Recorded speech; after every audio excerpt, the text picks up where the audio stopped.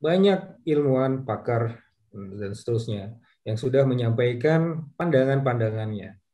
Ini saya tulis beberapa kali, salah satunya mungkin yang terakhir itu di media Indonesia.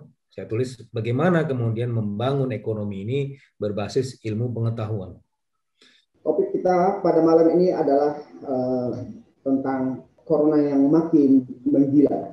Pemerintah memang menggencarkan testing, tracing dalam upaya mengendalikan gelombang COVID ini. Ini akibat pada angka kasus harian terus memecahkan rekor. Bisa dipahami kenapa pemerintah bingung. Di satu sisi kita lihat PPKM darurat sudah berlangsung 2 minggu, tapi angka kasus harian dan juga angka kematian masih terus naik. Sampai kapan Indonesia seperti ini?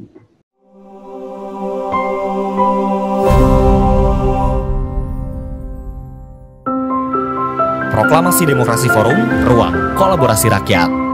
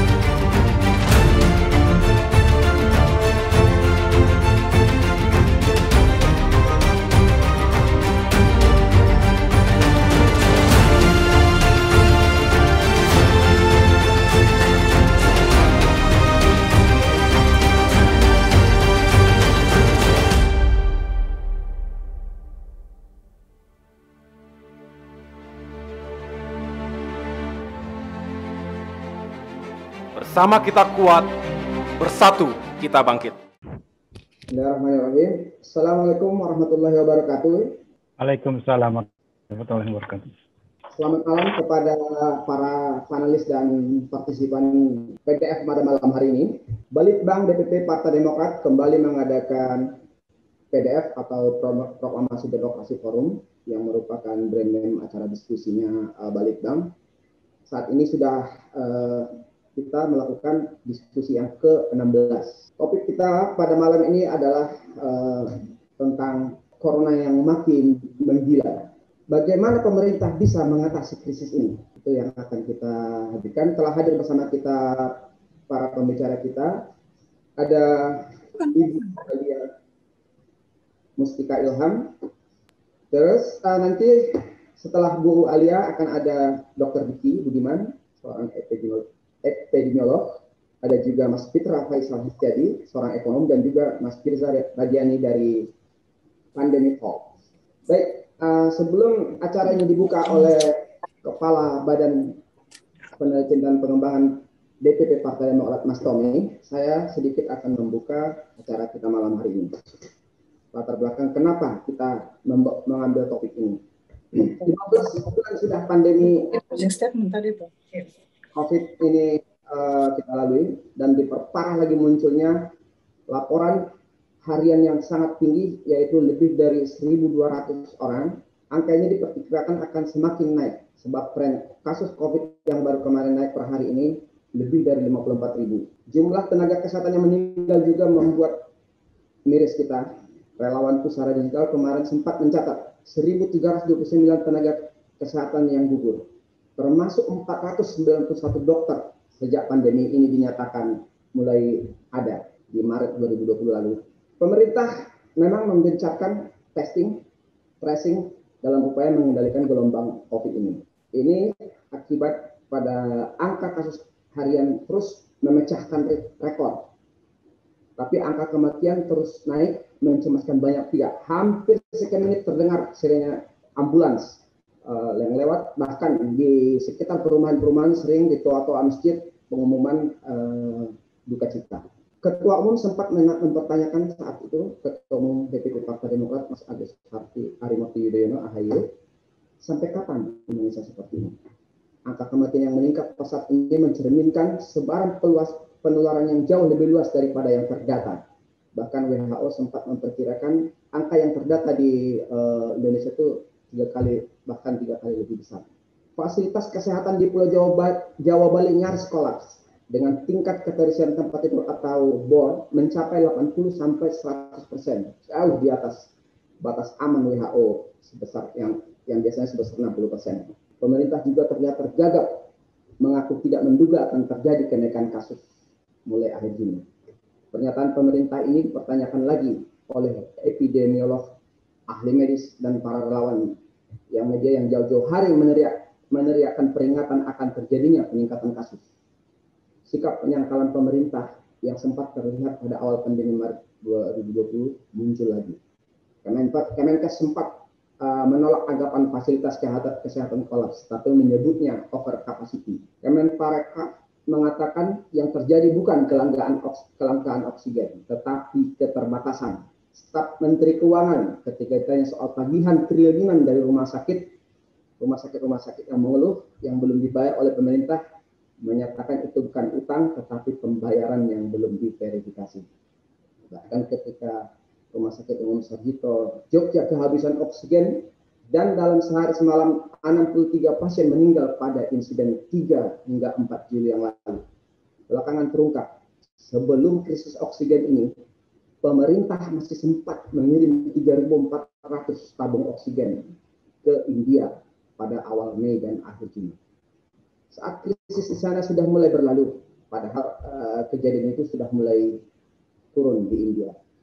Di saat negara kita, rakyat kita membutuhkan tabung oksigen, ketersediaan itu tidak bisa dipenuhi. Sudah 15 tahun Satgas COVID juga dan pemulihan ekonomi nasional bertugas, tapi krisis kesehatan dan ekonomi belum ada tanda-tanda usai. Pada saat negara-negara lain sudah berhasil memvaksinasi sebagian besar penduduknya dan kembali menggenjot perekonomian negaranya masing-masing, perlukah kita meminta Satgas ini dia apa yang bisa kita lihat?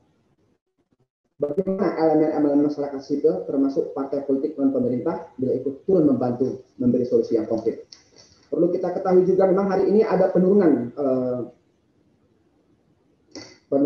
angka kematian katanya, tetapi angka kasus COVID-19 hari ini tetapi diikuti juga dengan penurunan jumlah tes. Ya, boleh dibilang sama aja bohong. Baik, sebelum kita mulai ke pembicara pertama dengan Ibu Alia, kita akan dengarkan dulu keynote speaker kita yaitu Kepala Balitbank Mas Tommy memberikan opening speech. Silakan Mas Tommy. Terima kasih Bang Yan. Selamat malam, Assalamualaikum warahmatullahi wabarakatuh. Ibu Alia Mustika yang saya hormati, kemudian Dr. Diki Budiman dari Griffith University Australia, kemudian ada Mas Firza Radiani, kawan saya, kemudian juga ada kawan saya satu lagi, Dr. Fitra, ekonom yang juga bergabung pada malam ini. Terima kasih sudah berkenan untuk memenuhi undangan kami untuk bicara dalam proklamasi demokrasi forum yang ke-16 ya pada malam ini. Sengaja kami lakukan pada malam ini karena pada hari-hari ini kita sebenarnya menanti evaluasi dari pelaksanaan PPKM darurat yang sudah dimulai sejak tanggal 3 Juli lalu. Harusnya tanggal 17 kemarin sudah selesai. Kita sempat mendengar akan diperpanjang, sudah sempat diposting di websitenya Humas Polri, tapi kemudian dicabut. Kemudian disampaikan lagi oleh Menko PMK bahwa akan diperpanjang sampai akhir Juli, tapi kemudian dipending lagi. Terakhir kita dengar masih akan dipertimbangkan dalam waktu 2-3 hari lagi. Jadi masih ada, kalau saya menangkapnya, semacam kebingungan dari pemerintah, apakah PPKM ini akan dilanjutkan atau tidak. Gitu. Kalau kita mencoba berempati, sebenarnya bisa difahami kenapa pemerintah bingung. Di satu sisi, kita lihat PPKM darurat sudah berlangsung 2 minggu, tapi angka kasus harian dan juga angka kematian masih terus naik. Kita sudah tembus 56.000, mungkin tembus 60.000 dalam waktu sebentar lagi. Tapi yang mengerikan menurut saya adalah angka kematian yang juga sekarang ada di kisaran 1.000 orang per hari.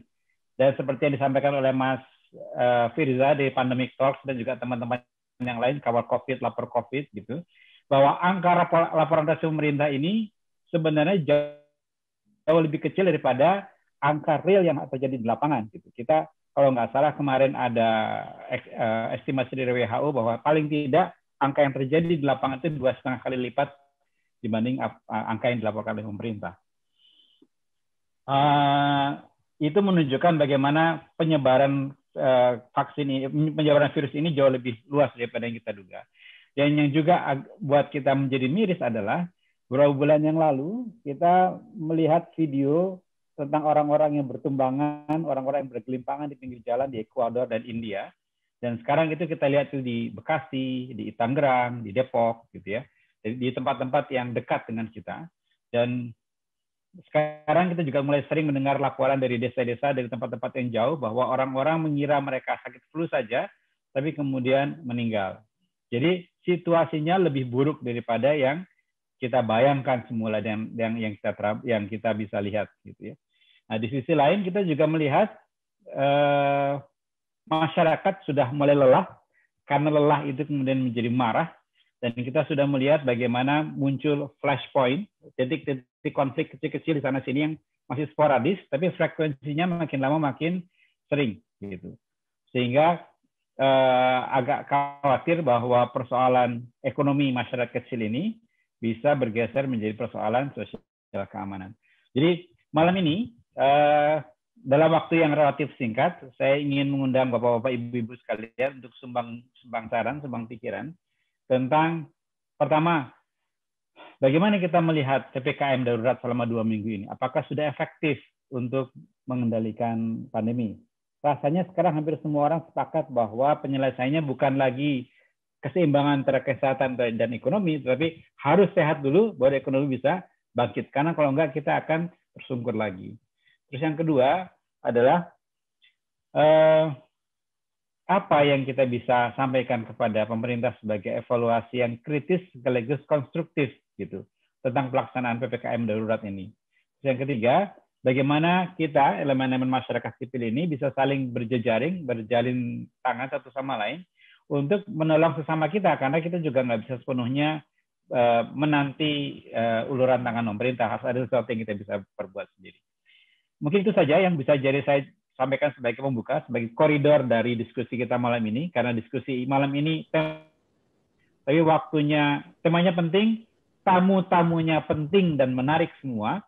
Sayangnya waktunya relatif terbatas, jadi kita mesti fokus pada apa yang kita bisa evaluasi dan apa yang kemudian kita bisa sarankan kepada pemerintah sebagai saran yang konkret dan realistis dari sudut pandang kita. Terima kasih, saya kembalikan kepada Bang Yan. Baik, terima kasih Mas Tommy. Baik, berikutnya kita akan masuk ke pembicara selanjutnya.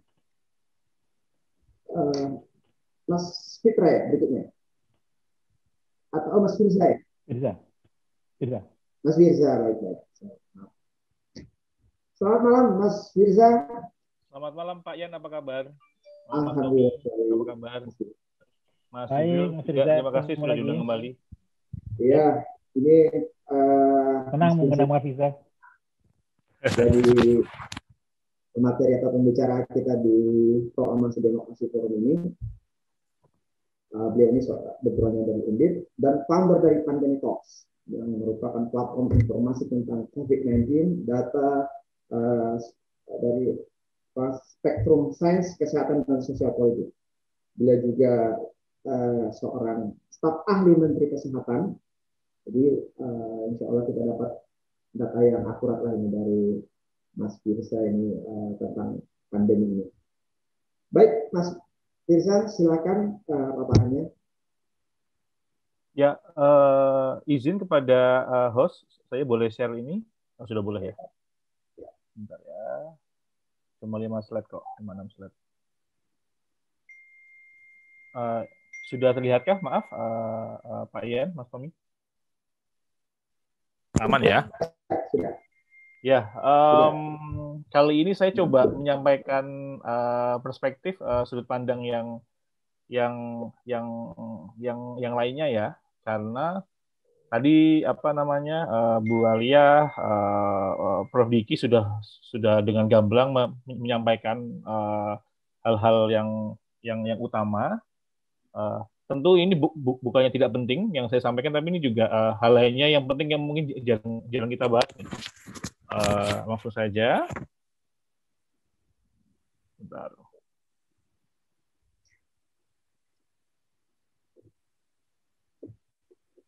Nah, yang jarang dibahas oleh pemerintah, oleh teman-teman media ya, yaitu adalah indikator kasus aktif ini. Kasus aktif itu apa? Kasus aktif itu adalah bahasa sederhananya. Berikutnya kita akan masuk ke pembicara berikutnya dengan Mas Fitra. Mas Fitra ini sudah berkali-kali jadi pembicara di Proklamasi Demokrasi Forum, tapi walaupun sudah cukup sering, tetap saya sampaikan sedikit soal beliau, seorang ekonom, ya, beliau seorang ekonom dari UI, S1-nya dari UI, masternya Master of Arts-nya dari Keio University Japan, dan PhD-nya dari Waseda. Memang sudah berkali-kali menjadi pembicara tentang ekonomi di Proklamasi Demokrasi Forum. Baik, tanpa berpanjang lebar lagi, kita akan mendengarkan seperti apa paparan dari Mas Fitra. Silakan Mas Fitra. Terima kasih Pak Ian, Pak Tommy, Jeps, dan juga teman-teman dari DPP Demokrat. Kemudian juga salam kenal buat para pembicara. Ini yang ketiga kali ya dalam catatan saya diundang di acara DPP Demokrat, terutama di Balitbang. Ini sudah seperti Rocky Gerungnya Karni Ilyas. Oke, pembahasan saya sepertinya akan coba merangkum saja dari apa yang tadi sudah dibahas oleh teman-teman. Tapi saya akan mencoba untuk membawa narasi yang saya bawa ketika menutup sesi yang sebelumnya dengan Balitbang juga, yaitu ketika waktu itu saya menceritakan mengenai sebuah kisah fiksi yang ditulis oleh Homer, Iliad. Dalam Iliad ini, sebagaimana yang juga sempat saya sampaikan, ada cerita mengenai Cassandra, di mana Cassandra ini yang merupakan putri Raja Priam dan kemudian salah satu istri dari Raja Agamemnon, itu membuat terawangannya. Ya, jadi dalam terawangannya ini dia memberitahu si raja bahwa nanti akan ada sebuah peristiwa yang akan sangat merusak sekali dan akan sangat berisiko untuk meruntuhkan kerajaan Troya. Dan kejadian itu akan datang dari Yunani. Tetapi kemudian raja menolak dan kemudian membantah terawangannya itu dan kemudian menyampaikan sinismenya bahwa saya lebih bisa mengatur negara dibanding kamu. Saya lebih tahu urusan saya ketimbang kamu. Ya akhirnya kita tahu bersama, Homer menceritakan dalam Iliad bahwa ada sebuah peristiwa kuda Troya, yang dimana dalam kuda tersebut yang seharusnya merupakan persembahan dari Yunani kepada kerajaan Troya yang luar biasa besar dan luar biasa dominan pada saat itu. Tetapi itu terbukti kemudian meruntuhkan kerajaan Troya. Nah, apa relevansinya dengan apa yang kita lihat sekarang adalah banyak ilmuwan, pakar, dan seterusnya yang sudah menyampaikan pandangan-pandangannya. Ini saya tulis beberapa kali, salah satunya mungkin yang terakhir itu di media Indonesia. Saya tulis bagaimana kemudian membangun ekonomi ini berbasis ilmu pengetahuan. Dalam bayangan saya, kalau kita lihat dalam film-film bertemakan presidensial ya, yang di situ ada kemudian backgroundnya White House, ada West Wing dan seterusnya. Bayangan saya gitu, dan dari cerita-cerita yang saya lihat di film-film tersebut, biasanya si presiden akan sangat di-fit ya, entah itu oleh CIA atau ke dalam konteks ini oleh pelaku-pelaku atau pakar-pakar kesehatan terhadap bencana-bencana yang akan mengancam. Tidak hanya di masa sekarang, tapi juga di masa depan. Bayangan saya itu juga kemudian seharusnya ada ketika kita bicara mengenai bagaimana Presiden Jokowi juga dibersamai oleh pakar-pakar tersebut. Tapi saya tidak tahu apakah pakar-pakar tersebut itu dipakai atau tidak. Gitu. Dalam konteks yang jauh lebih sederhana saja, ini diskusi juga yang saya sempat sampaikan di satu WA group bersama Pak Tony. Ini kalau kita pakai Google Trend saja, nggak usah canggih-canggih, nggak usah kemudian diolah pakai machine learning, meskipun itu adalah another thing yang seharusnya juga bisa dilakukan oleh pemerintah. Pakai Google Trend saja, kita sudah mampu untuk memprediksi sebenarnya apa yang kemudian kita alami sekarang. Gitu. Ini yang disebut oleh Andrew Grove sebagai dalam bukunya Only the Paranoid Survive. Bagaimana membedakan antara sinyal dengan noise. Ya. Semuanya harus ditangkap. Ya. Datanya ada pasti. Pemerintah punya segala resources untuk kemudian menangkap segala sinyal dan noise tersebut. Tentu harus dibersihkan. Nggak semuanya kemudian bisa berupa sinyal. Banyak sekali yang hanya berupa noise, hoax, dan seterusnya. Itu bagian dari penangkapan informasi.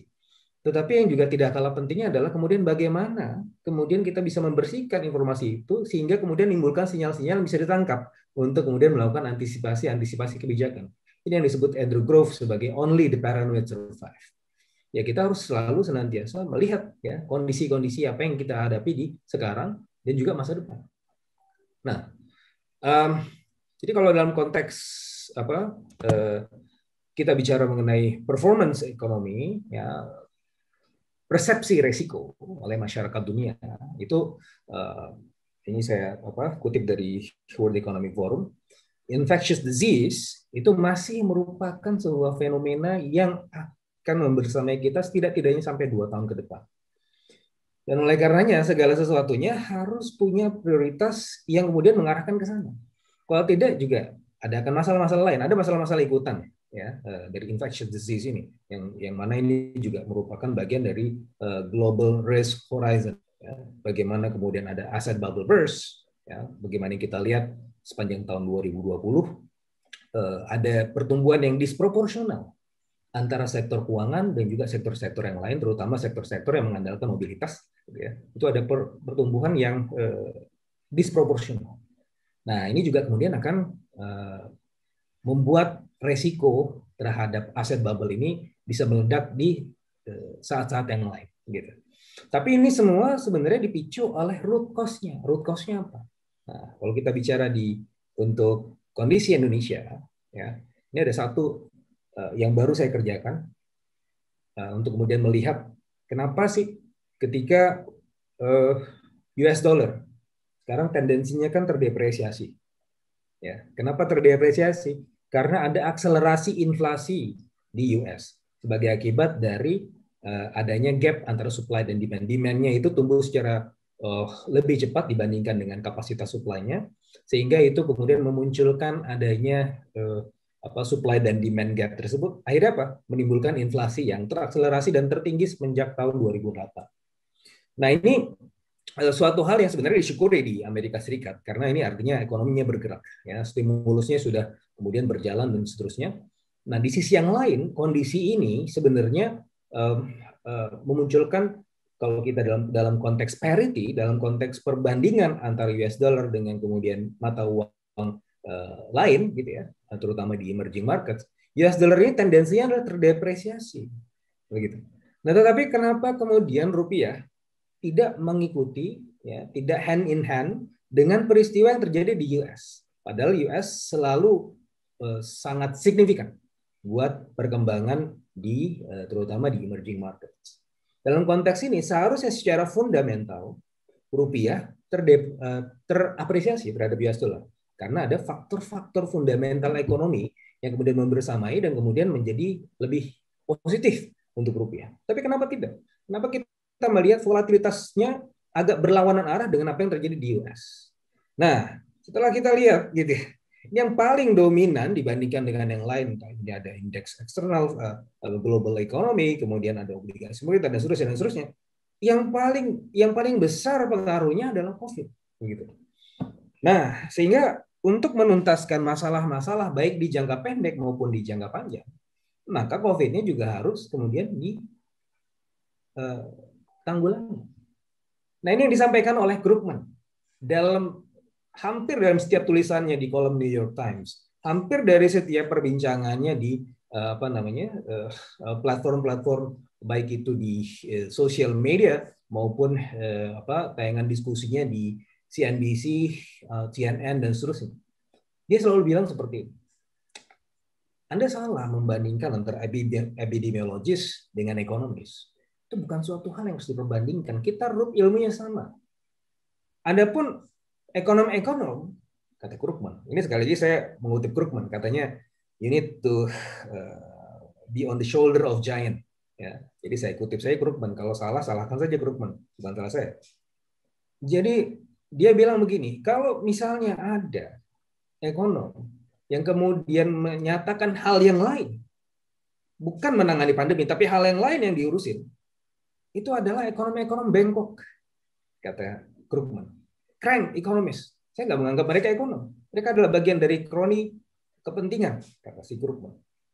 Sehingga kalau kita bicara mengenai knowledge-based economy, ya seharusnya sekarang first thing first. Sudah ada kok di hadapan kita datanya juga seperti apa. Kalau kita menangani COVID, berarti ya kita menangani ekonomi. Bukan suatu hal yang trade-off antara satu dengan yang lain. Ya, bahkan PPKM ini kalau kita lihat ya secara respons dari market itu jauh lebih positif. Kenapa? Karena setidaknya ada kejelasan apa yang akan dilakukan ketika ada spike dari infection rate ini. Nah, terkait dengan infection rate tadi yang juga saya sampaikan, bahwa kita punya 3 skenario di tahun 2021 ini. Skenario positif, skenario yang optimis, skenario yang moderat, dan juga skenario yang worst case. Nah, skenario yang optimis ini kita dasari dari perkembangan sepanjang tahun 2021, yang mana kalau dibandingkan dengan tahun 2020 ini kita berangkat dari low base effect. Nah, kalau dari low base effect, kemungkinan V-shape recovery itu sangat terbuka. Ya, karena kita bergerak dari level yang rendah. Jadi untuk melesat tinggi di tahun 2021 itu sangat terbuka. Kita juga bisa melihatnya dari perbandingan antar negara, ya, di Amerika Serikat, di Singapura, di China, di Vietnam, mereka juga memiliki peluang itu, dan bahkan sekarang sedang mengalami V-shape recovery. Kita to some extent sampai early tahun 2021 ini setidaknya mengalami itu juga, meskipun di kuartal 1 masih minus 0,74. Tetapi saya juga dalam skenario itu juga mempertimbangkan beberapa faktor yang lain. Ini adalah tentunya ada skenario yang paling optimis dan sepertinya agak far reaching, ya, kalau kita melihat dalam kondisi sekarang. Yang kedua adalah yang moderat, yaitu 4,6%. Itu juga didasari pada perkembangan kasus dari infeksi COVID, yang mana waktu itu kita memodelkan ini jauh lebih moderat. Tetapi ada satu yang kita tangkap, ada satu peristiwa atau fenomena kecil yang waktu itu kita tangkap dalam mesin kita, ya, dari puluhan juta data point. Ini ada potensi untuk untuk kemudian merintangi ekonomi kita di tahun 2021. Yang mana adalah, sekali lagi, masalahnya adalah infeksi. Ada probabilitas kecil waktu itu tahun 2020, di awal tahun 2021 kecil, tapi kita sudah melihat tanda-tanda bergerak ke arah sana, akan ada potensi infeksi meningkat dan itu akan merintangi ekonomi. Dan pada akhirnya ya kita sendiri menamai ini sebagai worst case scenario karena tidak ingin bahwa worst case scenario ini terjadi. Tapi ya pada akhirnya sebagaimana yang wawancara saya sebelumnya dengan satu diskusi di mengenai pandemi, wartawannya tanya, ini kita masih inline nggak dengan skenario pertumbuhan ekonomi? Ya tergantung. Ya, kalau misalnya dari skenario yang kami buat, ini masuk worst case scenario inline dengan apa yang kemudian sekarang terjadi dan kemudian disampaikan oleh Bank Indonesia beberapa waktu yang lalu, 3,8% atau bahkan bisa even worse. Nah, jadi ya kita udah tahu, this is not a rocket science. Ini adalah kejadian yang sudah kita bisa duga dan seharusnya bisa diantisipasi. Dan oke lah kalau sekarang nasi sudah menjadi bubur, Pak Luhut juga sudah minta maaf. Ya, sekarang apa nih yang harus kita mitigate? Nah, celakanya apa yang terjadi sepanjang waktu ini, ya, saya selalu melihat adanya potensi K-shaped recovery. Nah, ini lebih parah lagi. K-shaped recovery ini adalah pertumbuhan yang tidak seimbang antara kelas kaya dengan kelas menengah ke bawah. Nah, kalau kita lihat di kelas kaya, ini pertumbuhannya cukup baik, gitu kan. Kalau kita lihat dari jumlah penabung yang memiliki rekening di atas 5 miliar ke atas, itu meningkat, ya, dibandingkan dengan yang di bawah itu. Ada K-shape recovery. Ada yang naik, ada yang turun, gitu. Nah, ini kan jadi masalah, gitu kan. Jadi ini yang disebut sebagai oleh Thomas Piketty adalah sebagai pertumbuhan diri disproporsional dan akan semakin meningkatkan inequality kita. Padahal kan kita ingin pembangunan Indonesia adalah pembangunan untuk semuanya, bukan untuk pembangunan orang-orang kaya saja. Di sisi yang lain, Jeffrey Sachs juga sempat kemudian menyatakan kegundahannya dalam bukunya The End of Poverty. Di sini dia bilang, bukan The End of Poverty, The Price of Civilization. The End of Poverty bukunya yang sebelumnya. The price of civilization. The price of civilization adalah ketika orang-orang kaya ini lupa untuk berkontribusi untuk perekonomian. Dia kaya sendiri, meninggalkan orang-orang yang miskin. Sehingga ini akan sejalan dengan apa yang disampaikan oleh Piketty. Ini akan menimbulkan sebuah pertumbuhan yang sangat besar bagi orang-orang kaya, tapi akan sangat disproporsional terhadap orang-orang miskinnya. Dan pandemi ini hanya memperburuk keadaan. Gitu. Itu adalah satu ekses yang lain. Nah, ini yang juga harus kita pertimbangkan ke depan dalam membuat kebijakan-kebijakan yang juga lebih fokus kepada masyarakat menengah ke bawah. Nah, kembali lagi kita lihat respons pemerintah. Respons pemerintah apa yang dilakukan oleh pemerintah? PPKM itu sudah, ya meskipun dengan segala kontroversinya, ya tidak-tidaknya ini adalah kebijakan yang diambil oleh pemerintah. PPKM. Oke, kita dukung, dibatasi, dan seterusnya. Tapi kenapa kalau dari sisi mobilitas ya, memang berkurang, tapi tidak terlalu signifikan. Kenapa? Karena masyarakat menengah ke bawah tidak mampu untuk stay at home. Tidak mampu. Mereka akan sangat dengan senang hati tertular COVID, ketimbang mendengar anak-anaknya nangis di rumah kelaparan. Sehingga apa yang mereka lakukan? Mereka keluar untuk menghidupi keluarganya. Karena mereka tidak mampu. They are not empowered to stay at home. Ketika mereka diminta untuk stay at home, artinya kan harus ada kompensasinya. Ayam saja kalau misalnya kita kurung di kandang, kita dikasih makan, itu ayam. Ini orang kita suruh tinggal di rumah, gitu kan, dikandangin, quote unquote. Masa nggak dikasih makan? Oke, kita orang-orang yang di sini yang bisa kemudian bertemu, berselancar di platform online ini nggak punya masalah yang signifikan. Justru kita bisa mendapatkan peluang-peluang besar di kala pandemi ini. Tapi bagaimana dengan orang-orang menengah ke bawah? Yang mereka tidak empower untuk stay at home. Gitu. Kan berarti kan harus ada. Kemarin hitungan Demokrat, Pak Jibril bilang 48 triliun setidaknya sebulan. Saya sepakat. Ya, harus ada yang dikeluarkan untuk mereka. Nah, kemudian saya mencermati beberapa minggu yang lalu ada conference dari Kementerian Keuangan. Nah, kemudian saya melakukan sebuah analisa konten analysis. Yang paling banyak disebut adalah yang pertama itu percepatan. Yang kedua adalah perpanjangan. Yang ketiga adalah data. Nah, kalau kita melihat ini, tiga ini secara ontologis berbeda atau kemudian tidak kemudian mencerminkan keadaan darurat. Karena kalau kita bicara mengenai penambahan kapasitas APBN, artinya anggarannya ditambah. Begitu. Bukan sekedar kemarin yang belum dicairkan sekarang.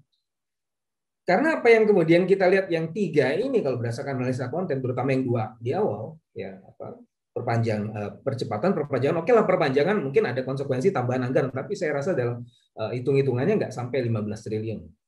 Ya, itu pun untuk kemudian vaksin, insentif tenaga kesehatan dan seterusnya, which is itu adalah priority, udah jelas produknya, gitu kan. Nah, tetapi ini adalah anggaran yang didesain sebelum periode spike, artinya ya belum mencerminkan kedaruratan.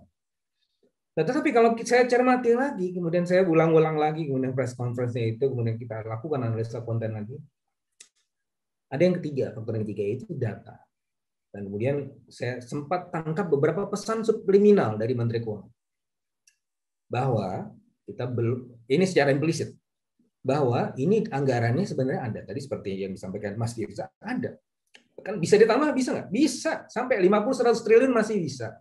Secara kapasitas fiskal masih memadai. Ini 1.000 triliun itu adalah bahkan masih dalam konteks yang sangat wajar dan masih masuk dalam konsensus ekonom. Nggak masalah defisit ditambah karena ada Undang-Undang 2 tahun 2020. Ini adalah suatu hal yang harus dilakukan untuk mencegah economic hysteresis. Bisa dilakukan. Tetapi kan kalau untuk nambah anggaran, harus jelas dong baseline-nya. Ya, harus jelas datanya. Jangan sampai ada inclusion dan exclusion error.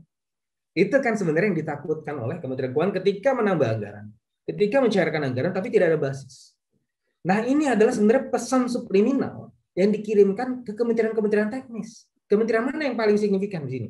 Kementerian Kesehatan, yang kedua adalah Kementerian Sosial. Karena terkait dengan bansos.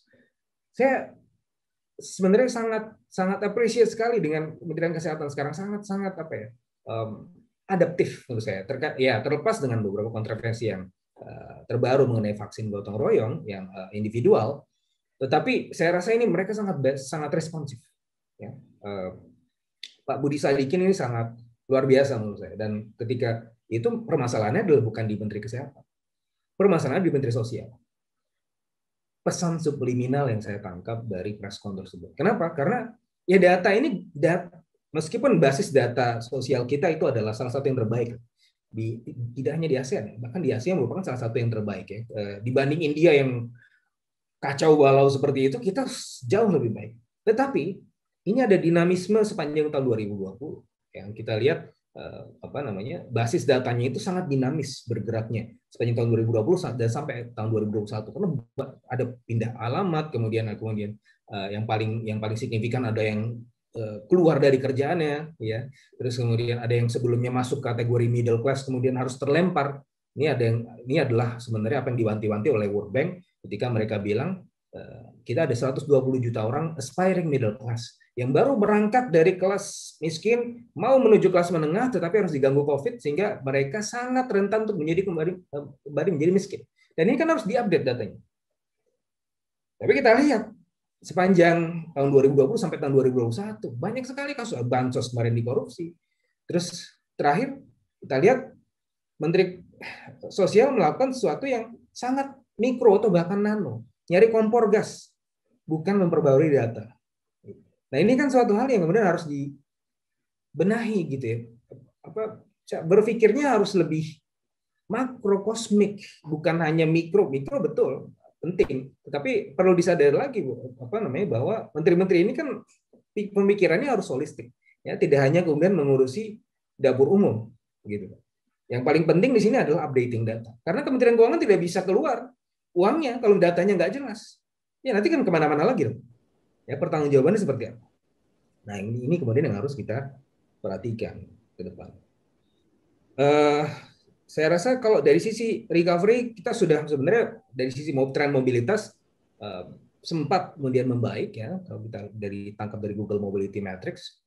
Tetapi kalau kita plot dengan tingkat infeksi ini masih sangat positif korelasinya gitu ya, sehingga ya mobilitas kita belum betul-betul bisa digas ya. Ini data sampai sebelum varian Delta. Nah, sekarang kenapa kita kemudian harus melakukan PPKM dan bahkan harus diperpanjang? Ya saya dukung kalau diperpanjang. Tetapi juga yang tidak kalah pentingnya adalah jangan sampai membuat orang-orang yang tidak mampu untuk stay at home ya itu tertinggal. Nah, sebagaimana tagline pemerintah selama ini adalah no one left behind. Ya semuanya harus diajak serta semuanya harus dibantu gitu kan. Dan prioritas pada yang harus dibantu. Memang kita nggak bisa memberlakukan semacam UBI, Universal Basic Income, seperti apa yang ada di negara-negara maju, karena tentunya kapasitas fiskal kita juga biar bagaimanapun terbatas. Tapi kita punya prioritas. Ya. Orang-orang miskin ini berapa? Ya, ada ragam perhitungan, ragam skenario. Kalau hitungan saya minimal 40 triliun, nggak jauh beda dengan apa yang disampaikan oleh Pak Jibril beberapa waktu yang lalu, 48 triliun. Ya. Dan intinya adalah kalau kita melakukan pembatasan dalam hal ini adalah sebenarnya kita menyelamatkan perekonomian di jangka menengah dan panjang. Memang ada setahun 2 tahun yang hilang dalam konteks kita mengejar middle income trap, escaping from middle income trap. Sebagaimana yang saya dan Pak Jibril sedang kerjakan di Inuni UI, roadmap 2045. Bagaimana kita escape from middle income trap salah satunya. Tetapi ya ini adalah suatu ongkos yang harus kita tanggung ya, karena biar bagaimanapun kita tidak akan bisa ngegas ya selama masih ada hambatan di depan. Bagaimana kita bisa menekan gas mobil kalau di depan mobil kita ada tembok gitu. Hancur ya, nggak akan bisa melaju lagi. Nah, maka kita harus kemudian meruntuhkan dulu temboknya. Tembok yang harus diruntuhkan sekarang apa? Pandeminya gitu kan.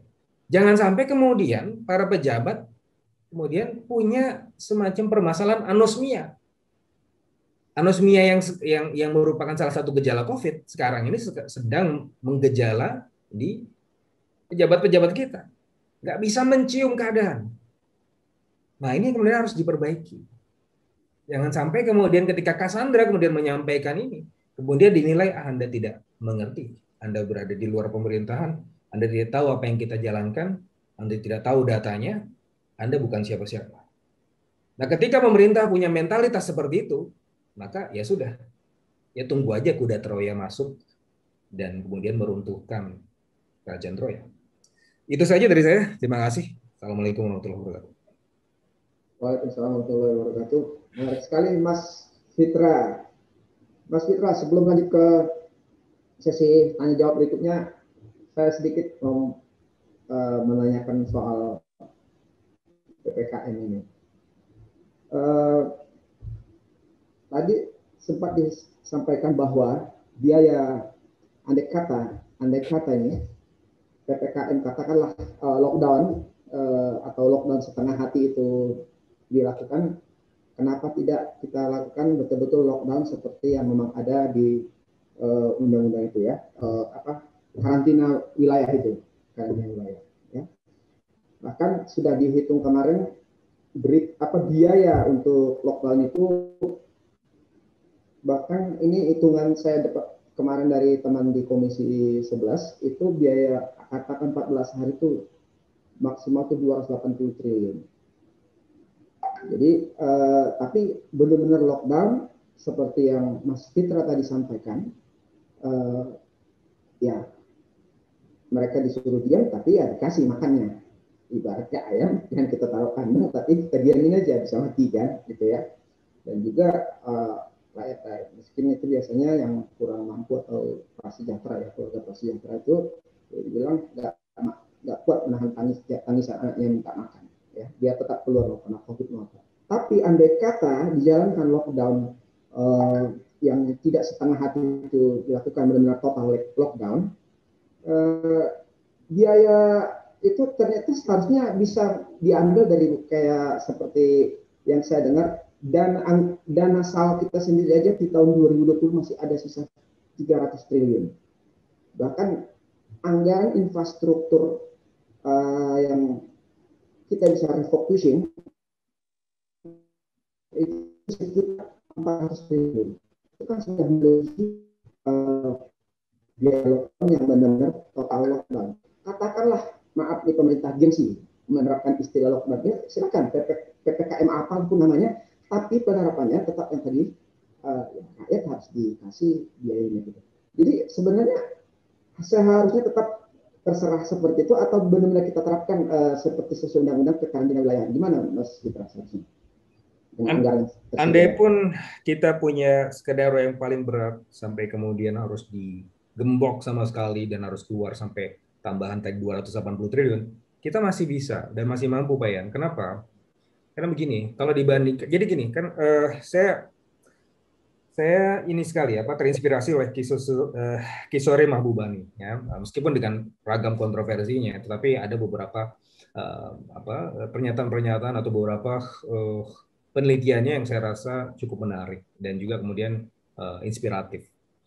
Salah satunya adalah berasal dari kisah hidupnya, ya, bagaimana kemudian Kisore Mahbubani ini kemudian belajar bagaimana kemudian melihat Singapura itu menjadi maju karena dia sebenarnya bukan kemudian reinventing the wheel, tetapi mereka meniru negara lain, gitu kan? Mereka meniru dari Jepang, mereka meniru dari Eropa, dari Amerika Serikat, semua yang baik-baik mereka pakai kemudian untuk membangun Singapura. Jadi kata Kisore Mahbubani, Singapura adalah the biggest copycat in the world. Gitu. Nah, kita tahu bahwa COVID ini adalah unprecedented, ya. Tetapi kan kita bisa kemudian memperbandingkannya bukan antar waktu, tetapi antar negara. Apa yang kemudian membuat India berhasil? Apa yang kemudian membuat Amerika berhasil? Kalau misalnya Amerika terlalu jauh karena dia negara maju, ya India lah. Dia kan asal varian Delta. Tapi kenapa kemudian bisa turun? Apa yang mereka lakukan? Mereka kemudian melockdown. Ya. Terus dari sisi anggarannya bagaimana? Mampu nggak? Ya, India mampu kok. Itu lebih miskin dari kita loh kalau dari sisi income per capita.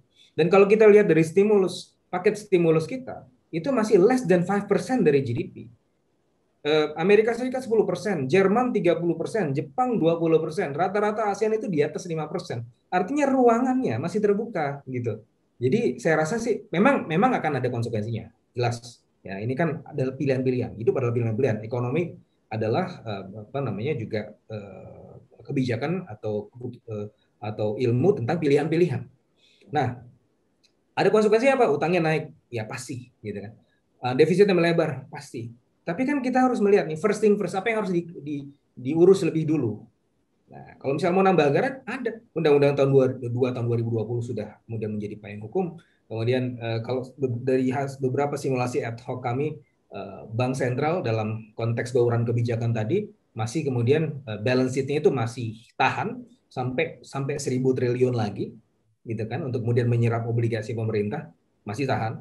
Artinya 200 triliun itu is a piece of cake, gitu loh. Tapi masalahnya kan ada konsekuensi politik. Nah, kalau tentang konsekuensi politik mungkin Pak Yan dan teman-teman yang paling tahu. Nah, ini juga harus kemudian dipahamkan, harus ada konsensus. Oke, kita melakukan ini, budget defisit akan melebar, utangnya juga akan meningkat. Oke, yang silakan gitu. Kita putuskan bersama-sama mana yang harus kita lakukan terlebih dahulu. Kalau saya sih sekarang prioritasnya adalah at all cost, ya. Nah, ini adalah untuk menangani pandeminya. Apapun itu yang harus kita lakukan. Gitu, Pak Yan. Baik, at all cost.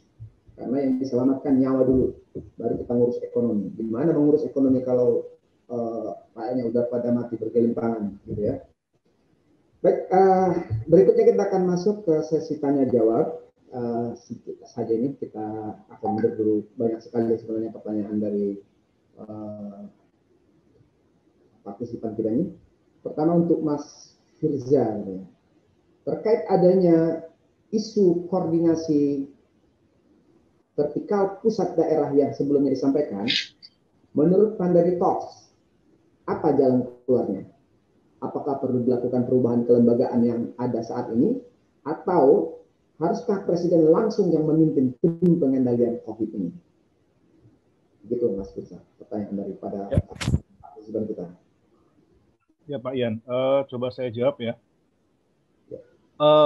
Secara realita ya, sebenarnya ini bukan rocket science sih jawabannya. Itu tuh kayak apa ya? Idealnya di lembaga-lembaga di korporasi-korporasi yang sudah saya pernah kerja sebelumnya, ya di setiap meeting itu kan harusnya dibahas tentang anggaran ya.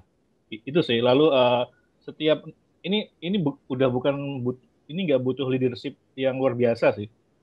Ini kayak mimpin weekly meeting rapat Pak RT. Apa maksudnya bulan bulan lalu minggu lalu ada apa notulennya ya sudah selesai belum gitu. Sesimpel itu kan. Lalu gimana anggaran komplek kita gitu. Ini selesai di komplek saya. Mau membangun lapangan atau benerin jalan gitu kan. Lah kok udah wah ternyata di anggaran kita udah ada 2 miliar nih, udah 2 tahun nggak pernah diserap gitu. Padahal kita kemarin baru ngomong ke warga kalau apa namanya kita kita lagi nggak punya duit, ternyata duitnya banyak kita ya itu. Jadi ini hal yang sederhana, simple, jawabannya simple. Kita butuh leadership buy-in gitu. Di dalam organisasi, terapan ilmu organisasi, mau organisasi kayak pasti SMA, organisasi pramuka, OSIS dan sebagainya. Ketika ada suatu mata rantai yang bundet, kusut, ya itu butuh eskalasi, Pak Ian. Butuh eskalasi dari pemimpin utamanya, yang person in charge-nya siapa gitu. Pimpinan proyeknya siapa nih gitu. Nah ini sayangnya yang terjadi kan akhirnya kayak mentok-mentoknya ya, ini maaf ya, ya akhirnya kayak Kemendagri, ya curhatnya ke media kan. Ya tolong ini uh, gubernur ini gitu. Dah. Terus kayak kemarin ini Menko salah satu Menko bilang PPKM sudah diperpanjang gitu. Ternyata Menko yang lain oh belum gitu kan. Nah jadi apa ya kayak akhirnya nggak ada yang karena sejak awal tidak ditentukan jenderal lapangannya siapa mungkin ya. Bahkan sekarang pun kalau mau dilihat jernih Menkes yang dulu dan sekarang pun itu nggak dapat memenang jadi jenderal di lapangan gitu. Itu harus ditentukan. Nah misalkan sampai sekarang di titik ini nggak terjadi, ya di ilmu organisasi terapannya ya yang paling atas yang harus ngambil sih. Karena ini udah apa ya? Kami melihatnya ini isunya isu sederhana, isu mata rantai putus di komando gitu. Jadi kayak di kita lagi berbaris dulu di SMP SMA ikut paskibra gitu kan ya ada satu yang melenceng ya ditegur yang negur siapa yang berwenang yang punya pemilik kebijakan yang punya kuasa gitu jangan dibiarkan si anak-anaknya dalam hal ini menteri-menteri dan pemimpin daerah ya gerak sakarepe dewe gitu. Dan saya rasa kalau kita kerja dimanapun pasti ada KPI-nya sih. Masa nggak dikontrol? Itu yang saya sampai sekarang merasa aneh. Nggak dikontrol misalkan kamu kerjanya apa gitu atau nggak anggaran yang saya kasih kamu awal tahun sudah terserap belum? Masa itu nggak dikontrol? Jadi uh, tetap leadership buy-in. Kalau bisa ya entah Pak Presiden atau siapapun ya ditentukan siapa yang bertanggung jawab ini gitu.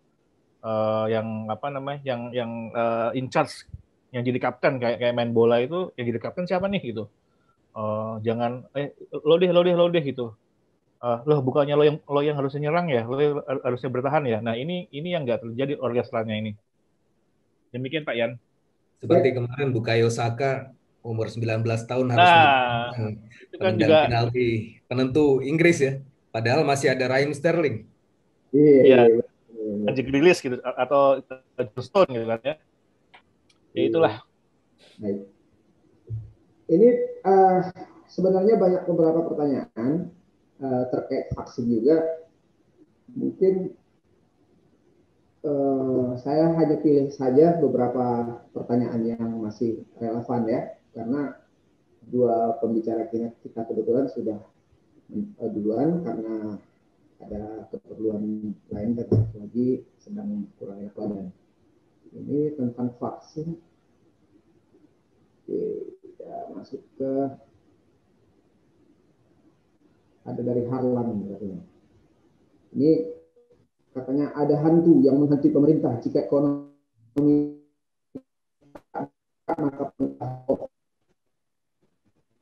makanya pemerintah mengambil strategi bercabang antara kesehatan dan ekonomi. Nah, ini benar nih kata saudara Harlan ini. Jadi padahal kejatuhan pemerintah lebih karena banyaknya korban jiwa. Karena keselamatan rakyat adalah hukum tertinggi atau konstitusi dasar. Gimana Mas Fitra ini menanggapi ini? Ini sesuai dengan yang kita bahas tadi. Ya, jadi sekali lagi ya, saya sebenarnya kalau dari sisi school of thought, kita sebagai ekonom ya, dan bahkan waktu itu ada beberapa survei kepada para ekonom di regional ya, ada yang saya lihat dari Australia, ada yang dari ASEAN dan seterusnya. Ketika kemudian disurvei, kita melihat bahwa ya pandemi ini adalah masalah yang serius dan bukan trade off dengan masalah ekonomi. Karena kalau kita bicara mengenai variabel-variabel ekonomi ya, untuk kemudian mencapai pertumbuhan ekonomi ada tidak-tidaknya dua faktor produksi, manusia dan juga modal. Nah, sekarang yang sedang mendapatkan rintangan terbesar adalah manusianya. Mereka kehilangan produktivitas, mereka kehilangan kesehatan dan seterusnya. Nah, ini adalah variabel ekonomi kemudian harus dituntaskan ya untuk kemudian menggenjot kembali perekonomian kita gitu. Jadi ini bukan trade off. Ini adalah suatu hal yang memang harus dikerjakan. Ya kalau misalnya ada satu yang berpandangan seperti itu, ya saya pinjam saja pernyataan Krugman. Itu adalah orang-orang yang bengkok, adalah mungkin ekonomi-ekonomi yang tidak serius baca buku. Gitu ya. Baik. Baik. Mas Fitra, mudah-mudahan bisa menjawab saudara Harlan. Berikutnya mungkin ke Mas Tommy aja nih. Pertanyaannya Mas ya. Jika keselamatan rakyat adalah hukum tertinggi, maka Jokowi sudah gagal menyelamatkan rakyat. Dasar kebijakan tidak memadai karena ini sudah bencana nasional. Kita melihat Jokowi dan pembantunya tidak mampu dalam menghadapi COVID. Juga tidak mampu menggalang solidaritas nasional. Gimana Mas Tommy memandang pernyataan tersebut? Terima kasih Bang Yan. Bang Yan, kita lihat negara tetangga ya Bang Yan. Kita lihat waktu Amerika Serikat bagaimana COVID itu begitu tinggi pada masa Trump, dan kemudian ketika terjadi pemilu, Trump diganti Biden, dan Biden waktu 6 bulan sudah bisa mendeklarasikan kemenangan COVID, kemenangan atas COVID. Artinya leadership matter. Tadi sudah diungkapkan berkali-kali ya, Mas Fitra, kemudian Bang Firiza juga berkali-kali menegaskan bahwa sebenarnya penyelesaian COVID itu bukanlah sesuatu yang tidak terjangkau oleh kita. Kita punya semuanya. Kita punya orang-orang pintar kayak Dr. Diki Budiman, kita punya orang pintar kayak Mas Fitra Faisal, kita punya orang pintar kayak Mas Firza dan yang lain-lain. Orang pintar kita cukup, duit kita ada, resource kita ada. Tantangannya adalah soal leadership gitu. Tadi saya agak kaget ketika mendengar cerita Dr. Diki bahwa dia sudah paparan di depan Menko Marinvest tentang apa yang tadi disampaikan kepada kita ya, soal prediksi, proyeksi, soal roadmap gitu. Jadi on paper semuanya sudah. Apa yang belum? Data ada, fakta ada, analisa ada, proyeksi ada, rekomendasi ada. Tinggal dijalankan. Dan dijalankan itu butuh leadership karena kita harus menggerakkan semua komponen kan. Tadi Mas Firza tadi beberapa kali menyebut soal ini rapat RT dan segala macam. Itu buat saya sih, saya mendengarnya sebagai sebuah sindiran yang luar biasa gitu. Bagaimana negara sebesar ini bisa menggarakan, negara sebesar ini dalam krisis yang luar biasa seperti ini, penyelenggaranya masih seperti itu. Nah, balik kepada pertanyaan tadi. Tantangannya juga kita hadapi adalah kita nggak boleh berpikir bahwa kemudian kita melakukan langkah-langkah yang inkonstitusional gitu. Apapun yang terjadi gitu, kita harus menunggu masanya ketika pemilu itu harus diadakan sesuai dengan jadwal. Kita nggak boleh mempercepat jadwal tersebut. Nggak ada dalam agenda kita mempercepat jadwal, itu nggak ada. Gitu. Itu harus sesuai dengan kesepakatan bersama. Karena itu kesepakatan konstitusi tahun 2024 diadakan pemilu, dan kemudian di situ ada kontestasi, dan di situ rakyat bebas memilih apakah mereka mau meneruskan apa tidak. Gitu. Nah, Itu yang kemudian menjadi buat kita semua. Pertanyaan berikutnya yang juga menjadi challenge adalah dari sekarang ke 2024 kira-kira masih sekitar 3 tahun lagi. Apa yang akan terjadi? Jadi kalau kita lihat dari chartnya Dr. Diki Budiman, kelihatannya kita nyampe puncak aja belum. Gitu. Kemarin saya ngobrol dengan Prof. Sulfikar. Prof. Sulfikar itu bilang begini, kita tidak lagi menghadapi gelombang, tidak lagi menghadapi wave. Wave itu begini.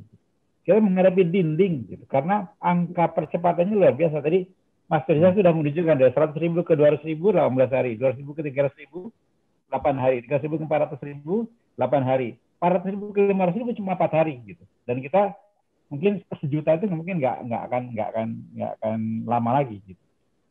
Plus tingkat kematian yang masih tinggi. Jadi memang bukan persoalan yang gampang ya Bang ya. Di satu sisi kita menghadapi krisis kesehatan yang mengancam jiwa. Jadi saya sepakat banget dengan Mas Firza bahwa para buzzer segala macam itu tangannya berlumuran darah gitu karena mereka bertanggung jawab atas orang-orang yang tidak tertangani gitu.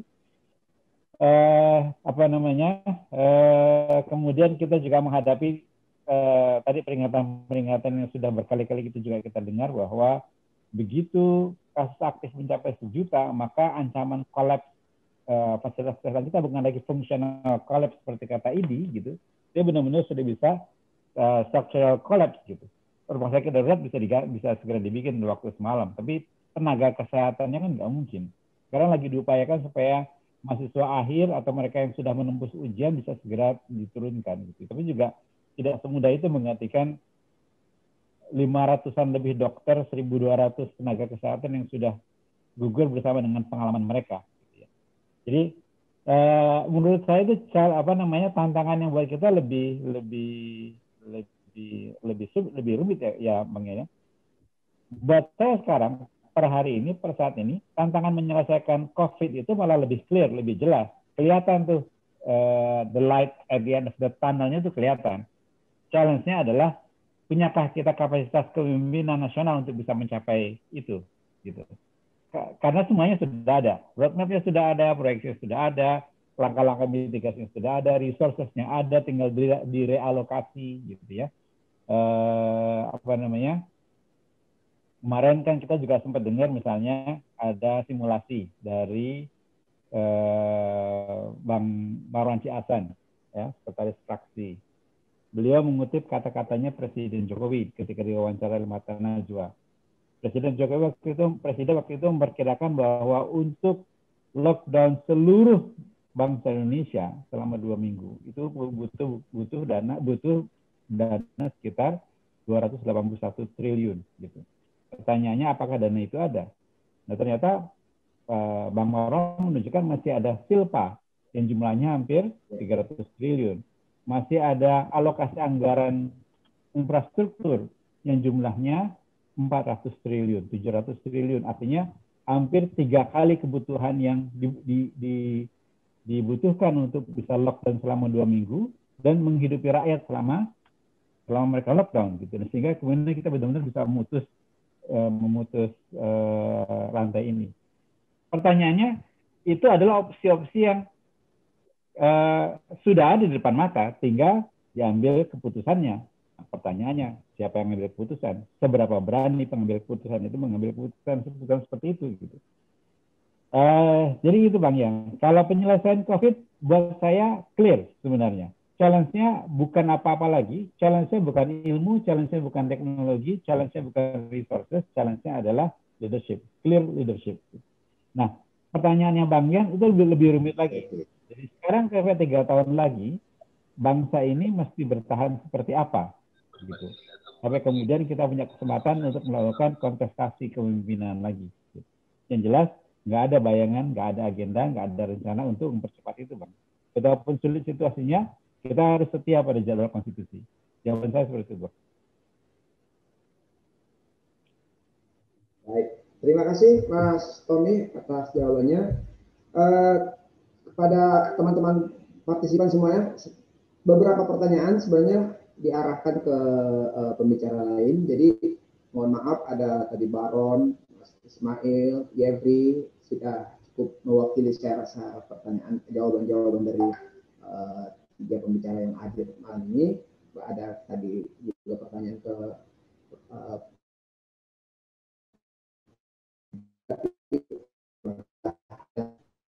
gitu ya. Jadi mohon maaf, waktu juga sudah cukup larut. Memang kita bicara COVID ini, apalagi memang sekarang lagi menyeramkan dan menakutkan sekali. Buat kita membahas ini sangat menarik ya. Bagaimana solusinya ke depan, apa yang kita harapkan, dan kebijakan-kebijakan apa nanti yang akan diambil oleh DPP Partai Demokrat untuk mengeluarkan statement dan sebagainya. Sebagai penutup, kita akan masuk ke closing statement. Mungkin langsung ke Mas Tommy dulu. Mas Tommy, langsung closing statement-nya, Mas. Terima kasih banyak.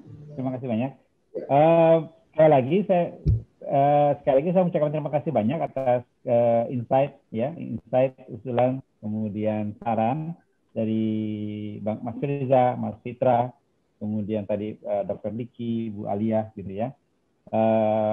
Saya ulangi saja bahwa buat saya makin lama makin clear bahwa it is a doable problem. COVID-19 pemulihan ekonomi itu doable, achievable, manageable problem, gitu ya. Asal kita punya kepemimpinan yang jelas, kepemimpinan yang clear, mau ngambil risiko untuk tidak populer, gitu, dan untuk bisa menyelamatkan rakyat.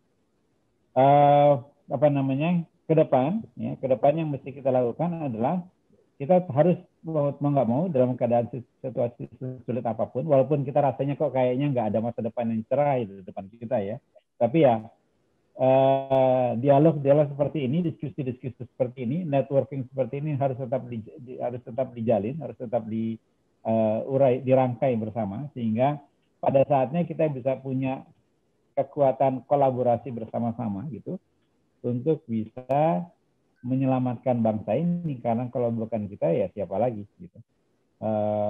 Mungkin itu yang bisa saya sampaikan Bang Yan pada saat ini. Yang jelas tidak ada agenda percepatan jadwal pemilu ya Bang Yan. Ini yang penting. Sesuai dengan jadwal konstitusi. Yang terpenting strong leadership ya. Oke, berikutnya mungkin ke Mas Firza, silakan closing statement dari Mas Firza. Ya, melengkapi dari yang tadi saya sampaikan, panelis-panelis dan closing statement dari Mas Tommy, saya ingin menggarisbawahi lagi bahwa sebaiknya sih pemerintah pusat, negara dan pemerintah daerah ya tetap mengutamakan warga ya. Kita udah mulai sering dengar ya terjadi kayak dua statement, dua kubu misalkan. Ya kalau orang yang punya duit ya prokes, kalau yang nggak punya duit ya saya lapar Pak, saya lapar gitu. Nah itu juga harus itu kaitannya erat sama tadi Mas Fitra dan Mas Tommy juga ya mereka dikasih makan lah gitu, entah gimana caranya itu. Atau enggak misalkan pas lagi penggerebekan, penutupan tempat yang itu ya, jangan didenda mahal gitu, misalkan didenda 5 juta gitu. Ada salah satu tokoh pejabat yang smart move ya, akhirnya dia yang memborong barang ya, paling enggak negara nggak muncul tapi pejabat-pejabat bisa muncul sebagai pahlawan gitu. Jangan cuma dari organisasi sipil gitu atau individu-individu semacam Dr. Fitra contohnya ya. Lalu ini melengkapi Mas Tommy lagi, saya yakin itu yang di atas sana lah ya, itu isinya orang-orang pintar semua gitu loh. Harusnya sudah bisa, ini kemajuan, apresiasi juga sudah mau PPKM darurat, itu udah kayak mukjizat sih, saking ininya ya, saking rendahnya ekspektasi gitu. Kayak hari ini atau kemarin Pak Menko Maritim bilang minta maaf, itu kayaknya semua orang seneng gitu. Saking ininya apa? saking butuh itunya ya Mas Tommy ya gitu, kayak kemarin Twitter langsung alhamdulillah akhirnya minta maaf gitu. Jadi kayak maaf itu kayak udah kayak dahaga sekali gitu. Dikasih maaf aja udah seneng banget ya. Iya ya, kasihan loh, saya kan ngerasa kasihan sih sama kita. Nah, banyak orang pintar kan, ya ini sudah benar PPKM, mohon proyeksinya itu lebih tepat gitu. Jangan sampai di luar Jawa itu kejadian seperti di Jawa, kalau udah kejadian susah, logistiknya disiapin, pokoknya perhitungannya yang tepat lah. Dan apa namanya, kalau perlu ya itu seperti kata Mas Vito sama Mas Tommy, saya bukan ahli ekonomi tapi harusnya uang ada lah, uang di daerah itu ada lah. Pikirkan rakyat kita bisa Zoom, tapi di satu momen banyak keluarga yang malam ini mikir besok kalau saya nggak kerja, keluarga saya makan apa besok gitu. Itu yang nggak pernah dipikirin, nggak jadi narasi di publik lah. Itu sih, Pak Yan. Siap. Baik, terima kasih Mas Firza atas closing statement-nya. Berikutnya, silakan Mas Fitra, closing statement. Ya Pak Yan, jadi ini kita cuma bisa menemukan output yang biner ya, 1 atau 0, berhasil atau tidak. Jadi this is a 50-50 chance gitu. Nah jadi dalam prinsip quantum physics ini ada sebuah hypothetical cat, ya, kucing hipotetikal yang disebut sebagai Schrodinger's cat. Ya, dia bisa mati atau hidup tergantung persepsinya. Gitu. Tapi cuma ada 2 kemungkinan itu, dia mati atau hidup. Nah dalam prinsip quantum entanglement, ya, untuk kemudian kita bisa kemudian menghasilkan output yang sesuai dengan apa yang kita inginkan, lintasan hubungan antara aktor dalam hal ini harus lebih signifikan. Gitu. Nah dalam hal ini kan kita masih lihat ya masih sporadis ya, pemerintah kemana, komunitasnya kemana segala macam. Tadi juga disampaikan oleh Mas Firza bahwa yang lebih kelihatan ini adalah sebenarnya solusi-solusi yang lebih grassroots ya, yang tampil itu adalah tokoh-tokoh yang seperti Dr. Tirta dan segala macam yang sebenarnya dia bukan pemerintah. Gitu. Kita juga melihat bagaimana masyarakat menolong sesamanya dan itu merupakan buah dari DNA kita sebagai masyarakat yang kental dengan nuansa gotong royong. Tetapi kita belum kemudian melihat ini terkoordinasi dengan baik. Pemerintah juga masih sering menyalahkan masyarakat dan seterusnya. Nah sehingga yang paling penting adalah menjadikan ini sebagai agenda bersama, gitu ya. Pemerintah mengajak kemudian seluruh stakeholders-nya untuk berpikir bersama, masyarakat juga membantu dan seterusnya. Sehingga kalau misalnya kita bisa melibatkan koordinasi lintas aktor ini, pemerintah, universitas, komunitas, dan kemudian industri, saya rasa dengan konsep quadruple helix ini kita akan bisa menuntaskan masalah dan justru akan memunculkan peluang-peluang dan kemudian keajaiban-keajaiban gitu Pak Yan. Terima kasih Mas Fitra. Jadi kalau saya menarik benang merahnya lah, kata benang ini yang paling penting itu poinnya adalah strong leadership dari seorang pemimpin itu ya. Jadi tidak ada lagi kebijakan-kebijakan yang setengah hati, yang nanggung, atau koordinasi yang tidak sinkron antara bawahannya begitu kira-kira. Itu mana yang saya tangkap malam ini. Diskusinya sangat menarik, saya menambah wawasan kita. Sebenarnya masih ingin lanjut diskusi ini, tapi karena waktu sudah cukup larut, kita akan mengakhiri acara Proklamasi Demokrasi Forum yang ke-16 ini. Mohon maaf jika dalam penyajian acara kami ini ada yang kurang, jika ada yang salah, mohon dimaafkan. Sekali lagi kami ucapkan terima kasih kepada para pembicara kami, Mas Fitra, Mas Firza, Mas Tommy, tadi Ibu Alia dan Dr. Diki. Sekali lagi kami ucapkan terima kasih. Kami akhiri acara ini. Wabillahi taufiq wal hidayah. Assalamualaikum warahmatullahi wabarakatuh.